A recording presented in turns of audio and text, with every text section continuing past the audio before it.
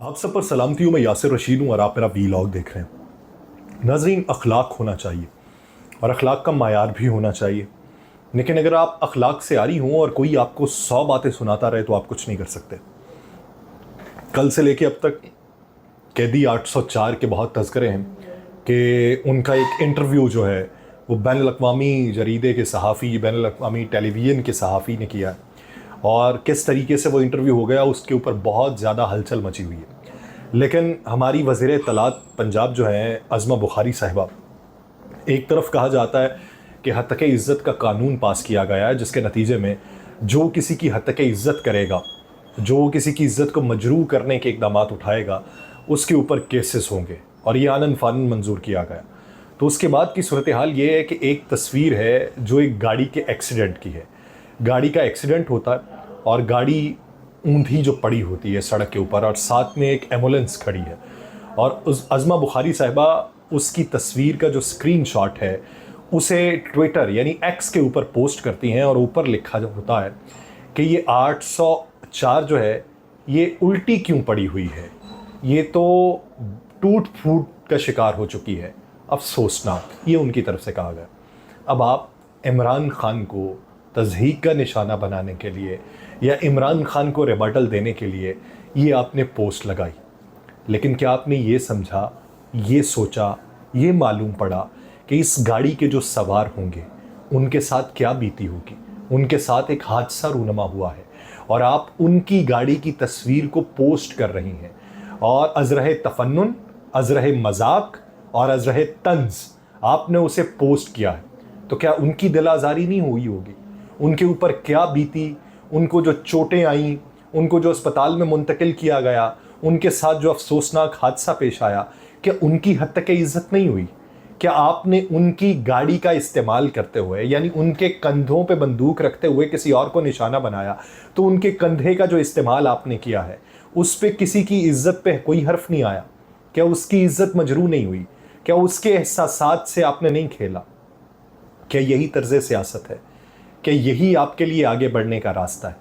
अगर यही रास्ता है तो फिर इसी रास्ते पे चलते रहिए। फिर दूसरों की तरफ से आपके ऊपर जो तनकीद की जाती है और दूसरे जो आपको अलकाबात से नवाजते हैं, फिर उसके ऊपर भी आपको कोई एतराज़ नहीं होना चाहिए, या फिर इस तर्ज़ सियासत को यकसर हमें ख़त्म करना होगा।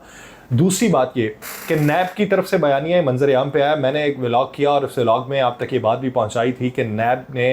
रावलपिंडी में बहरिया टाउन के दफ्तर के ऊपर छापा मारा और ये कोई कूड़मत्ती होगा कि जिसे मालूम होगा कि मैं अगर किसी केस के अंदर मुलव्वस हूँ और मैं वहाँ पर वो शवाहिद रखूँगा जहाँ पर नैब की टीम की रसाई मुमकिन होगी, तो मैं फिर अकल से ही आ रही हूँ। नैब की टीम ने वहाँ पे छापा मारा, तमाम रिकॉर्ड कब्जे में ले लिया, वहाँ पे जो शनाख्ती कार्ड लोगों के पड़े हुए थे वो भी उठा के ले गए और अब नैब ने ये कहा कि हमारे छापे से पहले ही अलकादिर ट्रस्ट का जो जितना भी मवाद था, उसके जितने भी शवाहिद थे वो वहाँ से गायब कर दिए गए। हमारे हाथ में अलकादिर ट्रस्ट का कोई भी सबूत नहीं लगा। अब अगर वो ये बात कर रहे हैं कि कोई सबूत नहीं लगा, तो इसका मतलब क्या? या तो ये कि वो अब मलिक रियाज साहब जो हैं उनकी दीगर जो इमलाक हैं उसके ऊपर छापे मारेंगे, वहाँ पर शवाहिद को कब्ज़े में लेने के लिए इक़दामात उठाए जाएंगे। और दूसरी बात ये कि अगर फिर से कोई शवाहिद निकाल लिए जाते हैं और पेश किए जाते हैं, तो ये वाला बयान किधर जाएगा कि जो उनका इब्तदाई तौर पर बयान है कि हमें कोई शवाहिद हासिल नहीं हुए। अब कहा यह जा रहा है, बहुत सारे ज़राए ये कंफर्म करते हैं कि मलिक रियाज साहब आइंदा कुछ दिनों के अंदर कोई वीडियो बयान भी जारी करेंगे जिसमें कुछ शवाहिद होंगे, वो माजी के तज़किरे भी करेंगे और जो लोग उनके ऊपर दबाव डालना चाहते हैं वो उनका तज़किरा भी करेंगे। तो इससे पाकिस्तानी सियासत में क्या भूचाल नहीं आएगा? दूसरी बात ये कि सनम जावेद और आलिया हमज़ा 100 उनके साथ 104 कैदी मज़ीद, तो उनकी जो मियाँ वाली केस है वहाँ से उनकी ज़मानतें मंजूर हो गई। जब उनकी ज़मानतें मंजूर हुई हैं तो फिर उन्हें किसी और केस में गिरफ़्तार करने के लिए पुलिस आ गई और पुलिस ने कहा कि जी इस केस के अंदर हमें गिरफ़्तारियाँ दरकार हैं। अब आप ये देखिए कि जब एक शख्स गिरफ़्तार होता है तो उसकी गिरफ़्तारी के दौरान दूसरे केस की गिरफ़्तारी नहीं डाली जा रही अमूमन ऐसा होता है कि 4, 5, 6 केसेस की इकट्ठे से ही गिरफ्तारियां डाल दी जाती हैं और उनकी तहकीकात होती हैं। लेकिन हमारे यहाँ जहाँ पे अपने सियासी मुखालिफिन को दबाने के लिए हरबे ये आजमाए जा रहे हैं कि एक केस के अंदर गिरफ्तारी, उसी में वो पाबंदे सलासिल रहे, उसमें ज़मानत हो तो फिर अगले केस में गिरफ्तारी, उसमें ज़मानत हो तो फिर अगले केस में गिरफ्तारी। यानी आपने केसेस ही 20 बना रखे हैं, तो फिर हर केस में गिरफ्तारी के बाद आधी ज़िंदगी तो उसकी जेल के अंदर ही गुजरने वाली है। तो क्या प्रोसिक्यूशन के निज़ाम के ऊपर इस पर कोई बात नहीं आती? इसके अलावा एक और बात कि बरतानवी हुकूमत ने ये एतराज़ उठाया बल्ले का निशान वापस लेने के लिए, और बरतानिया से जब ये आवाज़ें उठी हैं और वहाँ के जो पार्लियामेंट के लोग हैं उन्होंने ये बातें की, एमपीज़ ने बातें की हैं, तो एमपीज़ की बातों के बाद कि आपने एक पार्टी को निशाना बनाया है, उनसे इंतखाबी निशान छीन लिया है, और उसके अलावा पाकिस्तान के अंदर जो इंतखाबात हुए हैं उनमें हुकूक फराहम नहीं किए गए, तो रजिस्ट्रार सुप्रीम कोर्ट ने काजी फायज़ ईसा साहब के हुक्म के ऊपर उनको जवाब लिखा है और जवाब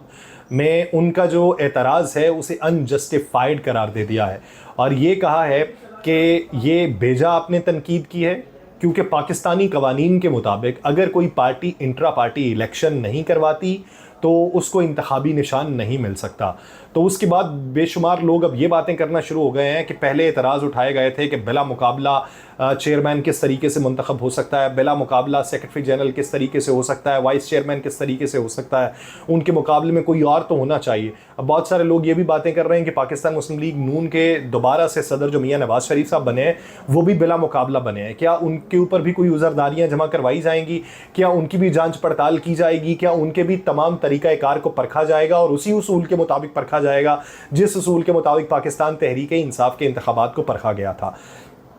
इसके बाद कुछ लोग ये बातें कर रहे हैं कि उन इंतखाबात को भी इलेक्शन कमीशन के अंदर चैलेंज किया जाएगा। हाँ, उसके नताइज उनकी तवक्कुआत के मुताबिक नहीं होंगे, लेकिन वो इसे भी एक ट्रेंड बनाना चाहते हैं। इसके साथ साथ अगर मौजूदा सियासी मंजरनामे को देखा जाए तो उसमें मालूम ये पड़ रहा है कि आने वाले दिनों में जो हलचल होगी, अब जिस तरीके से ताहिरुल कादरी साहब फिर कल रात जो है वो बहुत ज़्यादा एक्टिव हुए हैं, उन्होंने 92 के चैनल के ऊपर अपना एक इंटरव्यू दिया है और उस इंटरव्यू में उन्होंने रिकॉर्ड दुरुस्त करवाए हैं बहुत सारे लोगों के। उन्होंने मियाँ नवाज शरीफ साहब का रिकॉर्ड दुरुस्त करवाया कि मैंने कोई मुलाकात नहीं की। फिर उन्होंने ये कहा कि चौधरी बरादरान ने मुझसे मुलाकात के लिए कनाडा में वक्त मांगा, तो मैंने उन्हें ये बताया कि मैं कुछ दिन बाद लंदन में आ रहा हूँ, आप लंदन में मुझसे मुलाकात कर सकते हैं। तो फिर वहाँ पर 2 मुलाकातें हमारी हुई हैं। उन्होंने फिर ये बात की कि आप दूसरे लोगों की मुलाकातों का हवाला देते हैं कि उनके साथ भी मेरी मुलाकातें हुई, तो मेरी किसी के साथ कोई मुलाकात नहीं हुई, और आप तक जो पैगाम पहुंचाने वाले हैं वो पैगाम पहुंचाने वालों ने आपको गलत खबर दी है। तो अब जो ताहिरुल कादरी साहब की दोबारा पाकिस्तानी सियासत में कुछ वापसी है, वो कहते हैं कि मैंने खामोशी इख्तियार कर ली थी, सियासत से किनारा कशी इख्तियार कर ली थी, लेकिन अब मुझे ये लगा कि मुझे जवाब ज़रूर देना चाहिए रिकॉर्ड की दुरुस्तगी के लिए, और मैं उसका जवाब देने आया हूँ। तो इस ज़मन के अंदर बहुत सारे लोग ये बातें करते हैं कि जब बरतानवी हुकूमत भी तहफ़्फ़ुज़ात का शिकार हो, अमेरिका के बारे में जब खान साहब ये भी बात कर चुके हों कि अमेरिका को मेरे बारे में गलत इन्फॉर्मेशन जो थी वो जनरल बाजवा साहब ने पंजाई, अमेरिका में भी जो कांग्रेसमैन हैं वो भी तहफ़्फ़ुज़ात का शिकार हों, तो इस ज़मन के अंदर बहुत सारे लोग ये कहते हैं कि जब इमरान खान वज़ीर आज़म बने थे तो उनको पैगामात कितने लोगों ने पहुँचाए थे, और उनकी हट जाने के बाद कितने लोगों ने तहफ़्फ़ुज़ात का इजहार किया था या कितने ममालिक ने किया था, और शहबाज शरीफ साहब के वज़ीर आज़म बनने पे क्या किसी ने मुबारकबाद दी सिवाय नरेंद्र मोदी के, जिन्होंने ट्विटर के ऊपर उनको मुबारकबाद पेश की थी। तो वो ये कहते हैं कि बैनुल अक़वामी सतह पर पाकिस्तानी जमहूरी निज़ाम के हवाले से बेशुमार सवालात हैं, लेकिन क्या ये सवालात के जवाबात मिल पाएंगे? क्या ये केओस कम हो पाएगा, या इसी तरीके से रोज़ाना की बुनियाद पे ऐसी ही खबरें हम रिपोर्ट करते रहेंगे? हम भी ये चाहते हैं कि कोई हौसला अफजा सूरत हाल पैदा हो कि अवाम को कुछ बता सकें कि आपके हक़ में कुछ बेहतर हो रहा है। मुझे दीजिए इजाज़त, अल्लाह ने के बाद।